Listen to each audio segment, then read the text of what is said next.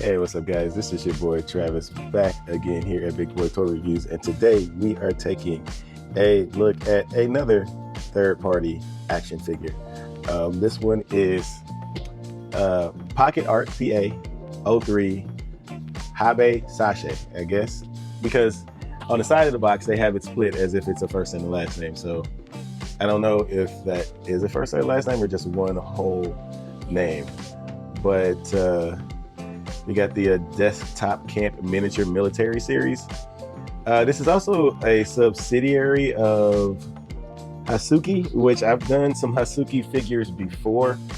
When I get to the comparisons, I'll show you at least one. I know I at least have one. I might have two of them. But yeah, that's the top of the box. This is front of the box. I do like this packaging. I like how it's completely clear and you can see every single accessory and everything about the figure. I love that you can even see you can kind of see the stand in the background. So I really like that. I thought these were two different. I don't know if you saw my unboxing. I thought these were two different figures, but they're just the same figure in different poses. But yeah, that's it for the box. Let's go ahead and get her out and take a better look. All right, so here we have her out of the package, and she is loaded with detail. As you can see, she is all cloth, cloth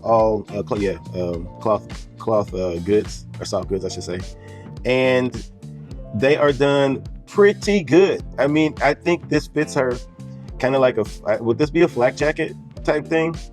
But she looks really good. I like the camouflage for her little skirt there. They don't have to do a lot of painting, but where they did paint, I do like it. Like here in the gloves, it's a little muddy, but it's a military person, so I can fudge that these might be worn out. But I do like that, and then her boots. So her boots are really cool. I do wish they would have gave some kind of a different paint for the laces, maybe some black paint to kind of give it a little differentiate, so you can differentiate the colors. I think I'm saying that right. So you can have some contrast. There we go. That might be wrong too. I don't know.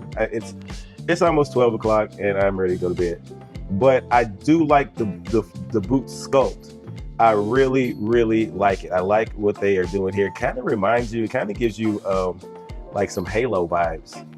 But even the bottom of the boot is done and sculpted. Like, that is freaking awesome. There's the back of them.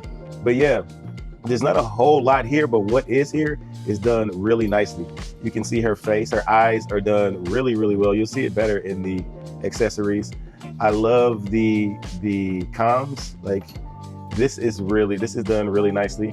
I don't know if this is bendy wire. It's really tight and I don't want to take the chance to break it. I tried to pull it out a little bit. Usually bendy wire is pretty easy to move around. So if I wasn't able to just move it a little bit, I don't think it is. But look at the sculpting in her headphones here, or her comms headphone. I don't know what you would call this thing in the military, but it even has, like, I think this is die cast. I can't really tell by looking at it and touching it. It doesn't really give me anything, but if it's not, they're doing a good job of pulling it off in plastic form. But yeah, that is really cool. Her vest is done really nicely. Now, I did yank on this. I thought these might have been Velcroed in, but they're not. I think this is glued in, so I'm gonna have to glue that back in because I thought maybe this would be removable, but it doesn't look like it is. But I love the addition to this kind of, like, I don't know if this would be bulletproof, but it looks like it could be. Her jacket, her flak jacket, if you want to call it that, I don't know what you call this. It has like a drawstring here and it's actually functional. Like, if you pull that, you can feel the string pulling and it tightens up. And it is on both sides, so you can tighten it up. Maybe you can. Maybe it's just pulling from each side to make it look like, no, it's not tightening up. But I do like the addition to make it at least try to look like that. So that's really nicely done. Her knee pads are sculpted really nicely, and this is also soft goods here. And it's really stretchy, so they move out the way. You got the kind of strap around her leg for her holster, her gun holster here, and it does go all the way up to her skirt here. And look at this, all this detailing under the skirt. She has her, whatever you want to call those underwear on. But it does, I don't know how far up this goes. Also, it is attached to the skirt. But the attention to detail is wonderful. This is a functional clip. You can pull this out. I had to clip it in when I was playing around with it. I don't know if I can do this on camera, but you can unclip this. Let me see if I can get this to work. Can I get this to unclip? There we go. See, you can actually have a functional clip. That is really, really cool. You can just stick that right back up in there, and it stays in. It stays in to hold that gun holster in place. You can still move it around. You can still move this around, but that is awesome attention to detail. I know I'm spending a lot of time on just detail, but even look at the drawstrings in the hoodie, or for the hood. I don't think those are functional, but added to them, that's awesome. Now, I was not able to get this hood over her head, so I don't think that is a thing that you can do. You can try it. Oh, that's not, then we can talk about the little, what do you want to, I don't know what you would call this thing, on her arm. That is also nicely done. It says tactical support. Yeah. Yeah, and it's probably just a base body under here. You can't really tell that's her underwear. So you can pull this up. This is movable, so you can adjust this however you want. But yeah, this is really, really nice. This is really, really nice. I love it. So anyway, that is it for the details. Let's get on to the accessories. All right, now for accessories, we can just get these hands out the way really quick. So see if we can get this to actually, all right. So she does come with 2 trigger finger hands there. She comes with kind of semi trigger finger weapon holding hands. She has 2 fist hands here. She has 2 pointing finger hands, and then she has 2 spread out hands. And that is it for the hands. Then we get 2 faces. We'll get 3, which includes the one that she comes with, that kind of neutral face. But then she comes with these 2 faces here. And I love the way the eyes look, and they are movable. So that's really cool. And I've showed you the movable eye gimmick before, so I'm not really going to go through that right now. But that's it for the faces. Then she comes with two pistols. And she comes with 1 pistol that is just a regular pistol, and it does have an empty spot for the 2 clips that she comes with. So she does come with 2 clips with a bullet in it, and it does slide up in there, like up one way. It does slide up in there really easily, and that's really cool. That's a very unnecessary detail for such a tiny figure. That is really, really cool. And you can see the bullet in there. I don't know if you can see it because it's so small, but there you go. You can see that bullet in there. So that's really, really cool. So you got that, and then you have the spent version of it. So you just spent all the rounds and you need to reload. And you do have a second clip for that. So you can just use this second clip for storage, I guess, if you want to, and stick it in the already spent mag. But yeah, that is really cool. Then she gets her little eye gimmick thing that you can move her eyes with, as it says Hasuki on it. So, and then she gets this really cool gun. So I don't know what this is, an AK-47. I don't know. I'm not a gun person. I don't know if this is the name of this, has some writing here. I don't know if that's the name of the gun or what, but this one looks really awesome. And this also has its own clip, which has a nice long bullet in there. Even the bullet is detailed to the point to where it looks like it belongs to, it's so small it's hard for me to get the camera to focus. But it's totally unnecessary. But they included it because she is like a military figure, right? And then she gets 2 extra clips. I left those on her because she came with these in the box already attached to her. But they do come out. You can slide these out, and they also have the bullet in them. So you have 2 extra clips for her big gun. Let's see if I can get this back in there on camera. It's not hard to get in there. Let's see. There we go. So you can fit that back in there. You just gotta line it up right. But that is it for accessories. So let's get on to articulation. All right, for articulation. Sorry, I'm yawning. I told you it's late. It does look like her head is on like maybe a double ball peg. She can look up a tiny bit, but her hair is going to run into her back. So she can't look up a little bit. She can look down quite a bit. You can spin that head all the way around like The Exorcist. And she does get plenty of side to side. So I love that. That head can move all around. I like that a lot.